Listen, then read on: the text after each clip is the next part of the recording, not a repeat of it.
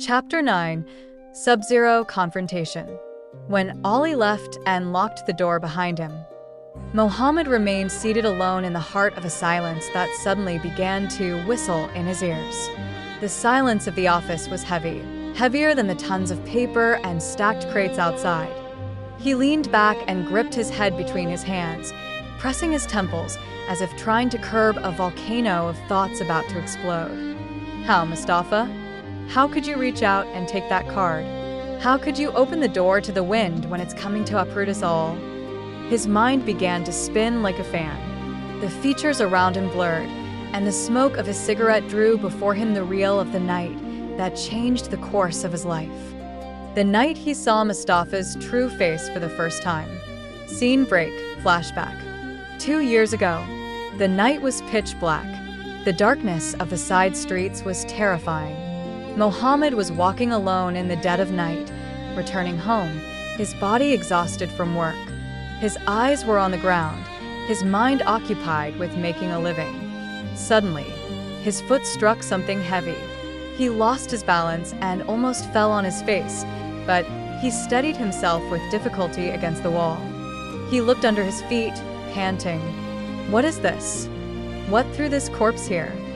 He approached cautiously. He reached out to touch rough leather. A massive black bag. Its lock was broken, hanging open as if it were calling to him. He stood for a moment, his heart beating like war drums from terror. He looked right and left. The street was still. Nothing but cats jumping over trash bags. He opened the bag, and his eyes sparked. His breath hitched. My God, all this money? Green bundles. Dollars arranged neatly, blinding the eyes and the heart. Mohammed grabbed the bag, trembling. Before he could process the shock, he heard a cough behind him. What is this, Mohammed? Have you found a treasure or what? He turned quickly, terrified. It was Mustafa. Mustafa stepped closer, his eyes gleaming with a strange light, the gleam of hunger for money. Good heavens! What is this, my partner? These are dollars.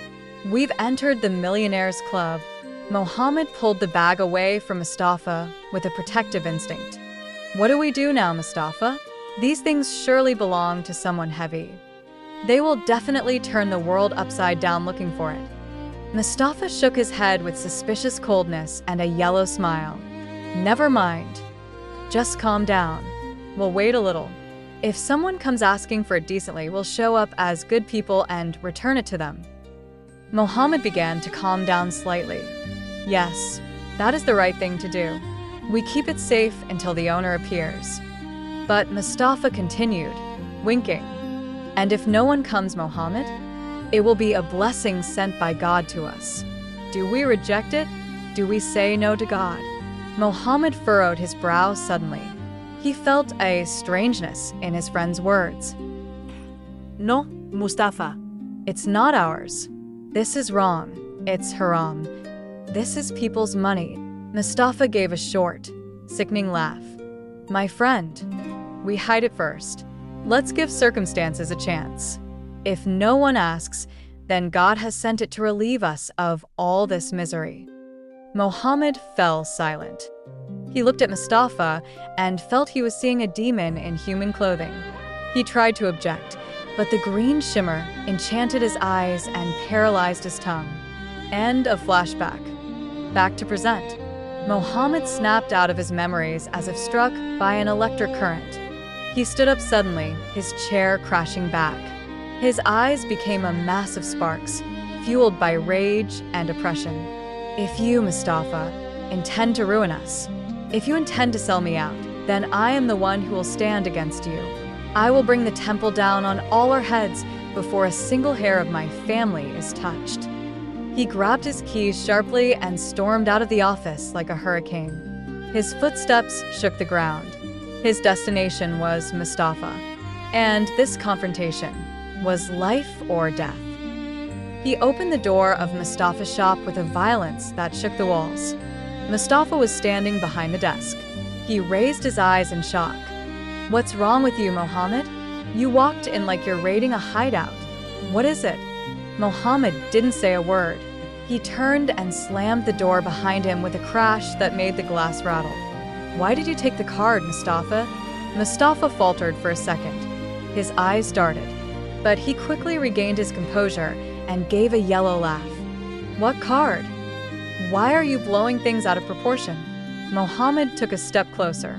His voice was as sharp as a razor. "I told you, don't play me for a fool. We buried it together. The man, the bag, and what happened 2 years ago. Why did you take the card?" Mustafa dropped his pen. He leaned back in his chair with a provocative coldness. "Ah, it seems the little bird informed the shop owner." "And what then? What are you going to do?" That sentence was the match that lit the fuel of Mohammed's rage. Mohammed lunged at him, grabbing him by the collar and lifting him from behind the desk with sheer violence. "You sold me, Mustafa. You are the one who incited me. You told me to open it. You told me to spend and grow and open shops. And now, you go and put your hand in theirs behind my back." Mustafa tried to break the grip, his voice rising with insolence. "Let go of my collar, Mohammed. Who do you think you are? Have you forgotten yourself? I am the one who made a human being out of you. You are a beggar, boy. Have you forgotten?" The word hit Mohammed's ear like a thunderbolt. His eyes widened with shock and pain, and the response was not words. A powerful punch, loaded with resentment, landed squarely on Mustafa's face.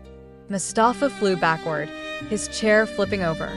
He crashed to the ground, blood beginning to flow. Suddenly, the shop went silent, the silence of death. Mustafa clutched his face, groaning in pain. "Have you gone mad, Mohammed? You lay a hand on me?" Mohammed knelt down to his level and grabbed his shirt again, as if dragging him to the grave. "Do you really think you're a partner? This shop is in my name. Every paper, every signature, every nail here is because of me and in my name. You are just a scarecrow here, and from this moment, you have no place among us. Get out." Mustafa stood up with difficulty, wiping blood from his mouth. He straightened his shirt and gave Mohammed a cold look, a look of a promise of vengeance. "Beautiful, Mohammed. So that's how it is? You are the one who started breaking bones, my friend. Mark my words well. Mustafa does not leave his rights behind. You'll see." Mustafa left, slamming the door. Mohammed remained standing, his entire body trembling. He sat in the chair Mustafa had occupied. He buried his head in his hands, digging his nails into his hair. "I was wrong. I listened to him. I opened the bag and spent her own money. Now, the clock has started counting down. If those people return and find the money missing, there will be no turning back, and there will be no next left." He raised his head, his eyes drowning in an endless regret. "I must act. I must protect my siblings and my father before the world collapses over our heads." He looked around. The shop was quiet. The goods were stacked. But he saw everything differently. He saw the shelves and the walls mocking him, saying, "You sold your soul for cheap, Mohammed." He grabbed a pen and paper with a trembling hand. His mind worked like a broken calculator. "If I sell the shop, and the second agency, and the car, even if we sell the house and live in a shack, would I collect the amount?" He began to subtract and add. Every time a result appeared, his heart was squeezed more. The calculation didn't cover half of what was spent. This money was a fire that had consumed everything.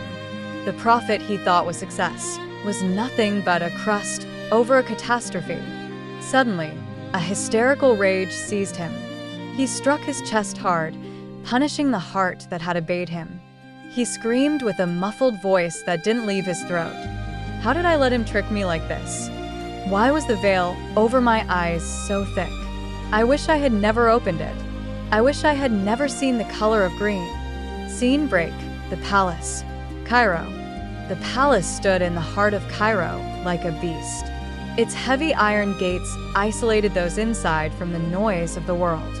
Inside the office, the smell of premium Cuban cigars dominated the air. The Pasha sat behind his ebony desk. His eyes were fixed, his voice deep and heavy. "Well, have you reached the neighborhood where the trust was lost?" The second-in-command stood as straight as a ruler. "Yes, Pasha." The bag fell in a narrow alley inside a neighborhood in Port Said. "This is the footage from the cameras we managed to seize with difficulty." He placed a small flash drive on the desk. The Pasha took it coldly and played it on his laptop. The screen lit up. Shaky footage of a narrow street appeared. Two young men were walking. One's foot struck the bag. He bent down. The bag was opened. They stood stunned. But the image wasn't clear.